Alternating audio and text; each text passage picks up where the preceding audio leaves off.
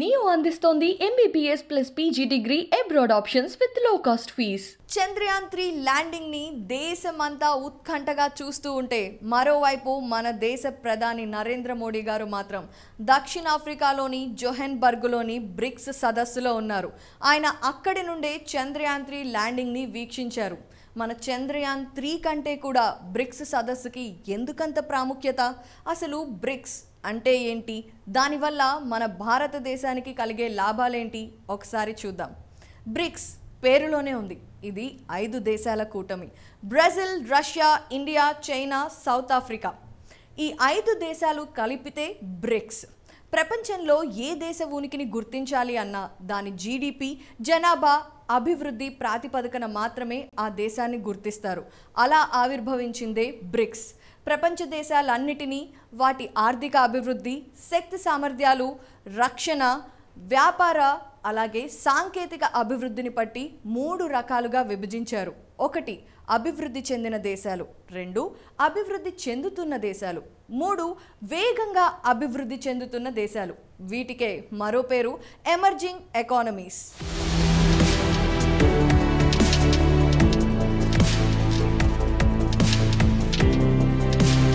అభివృద్ధి చెందిన దేశాలను తట్టుకొని ప్రపంచానికి నేతృత్వం వహించే స్థాయికి ఎదగాలి అంటే ఎమర్జింగ్ ఎకానమీస్ అన్నీ కూడా ఒక కూటమిగా ఏర్పడాలి అన్న ఎకానమిస్ట్ జిమ్ ఓనీల్ ఆలోచనే ఈ బ్రిక్స్ స్థాపనకి కారణమైంది.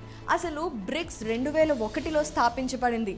అప్పుడు కేవలం 4 దేశాలు బ్రెజిల్, రష్యా, ఇండియా, చైనా మాత్రమే వీటిలో సభ్యత్వం కలిగి ఉన్నాయి. 9 సంవత్సరాల తరువాత అంటే 2010లో సౌత్ ఆఫ్రికా బ్రిక్స్లో జాయిన్ అయింది. అప్పటి నుండి బ్రిక్ కాస్త బ్రిక్స్గా మారింది. ఇక ప్రతి ఏడాది కూడా ఈ బ్రిక్స్ సదస్సు జరుగుతూ ఉంటుంది. ఒక్కో సంవత్సరం ఒక్కో దేశాధినేత దీనికి అధ్యక్షునిగా ఉంటారు. మొదటిసారి ఈ బ్రిక్స్ వార్షిక సదస్సు రష్యాలో 3 రోజుల పాటు జరిగింది.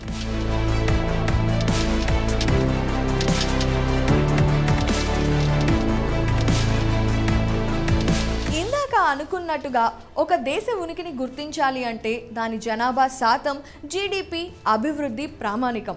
అలా తీసుకుంటే గత సదస్సు జరిగే నాటికి ప్రపంచ జనాభాలో 324 కోట్ల జనాభా ఈ బ్రిక్స్ కూటమిదే. అంటే ప్రపంచ జనాభాలో 40%. ఇక జీడిపి తీసుకుంటే $26 ట్రిలియన్, అంటే ప్రపంచ జీడిపిలో 20%. ఇక IMF ఓటింగ్ 10%. బ్రిక్స్ స్థాపనకు కారణాలేంటి? అభివృద్ధి చెందిన దేశాలకు ధీటుగా ఎదగడానికి ఈ కూటమి కలిసికట్టుగా కొన్ని లక్ష్యాలను ఏర్పరచుకొని వాటి సాధన దిశగా అడుగులు వేయాలని నిర్ణయించుకుంది. అవే సుస్థిరమైన అభివృద్ధి సాధించడం, సమానత్వ అభివృద్ధి సాధించడం, పరస్పరం సహకరించుకుంటూ లాభపడే అభివృద్ధిని సాధించడం. ఈ పోటీ ప్రపంచంలో దౌత్యపరమైన, రాజకీయపరమైన రంగాలలో శక్తివంతంగా ఎదగడం. ముఖ్యంగా ఈ 5 దేశాలు ఆర్థిక పరమైన సత్సంబంధాలను పెంచుకుంటూ ఆర్థిక సంక్షోభాలు రాకుండా చూసుకోవచ్చు. అలాగే ప్రజానీయకంగా, రాజకీయ పరంగా కూడా శక్తివంతంగా ఎదగొచ్చు అన్న ఆలోచనే లక్ష్యంగా ఈ కూటమి ముందుకు సాగుతోంది.